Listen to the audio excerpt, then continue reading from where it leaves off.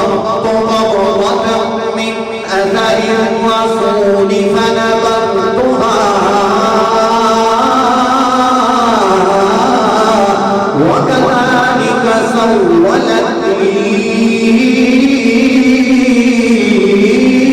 نفسي.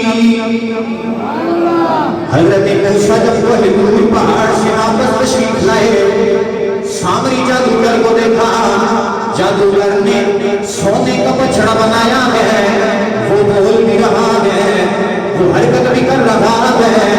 حضرت موسیٰ نے سامری جادوگر سے پوچھا، اے ظالم تو نے اس بچڑے کے اندر جان کیسے ڈالی؟ تو سامری جادوگر نے جواب دیا، اے پاک موسیٰ، جب جبریل امین بشری صورت میں گھوڑی پہ سوار ہو کے زمین پہ تشریف لاتے تھے، جب جبریل امین کی گھوڑی کے ٹاپ اور سن زمین پہ لگتے تھے، جبریل امین کی گھوڑی کے ٹاپوں اور سنوں سے لگنے والی مٹی کو اٹھا کے میں نے اس کے منہ میں رکھا، رب نے اس کو زندہ فرما دیا. سوچنے کی بات یہ ہے، جبریل امین کا ڈائریکٹ قدم زمین پہ نہیں آ رہا.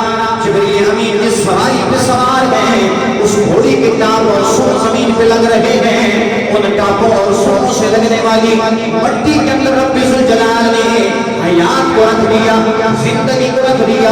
سوچنے کی بات یہ ہے کہ جب ڈائریکٹ جبریل کی اتنی برکت ہے تو ڈائریکٹ جبریل کی کتنی برکت ہوگی.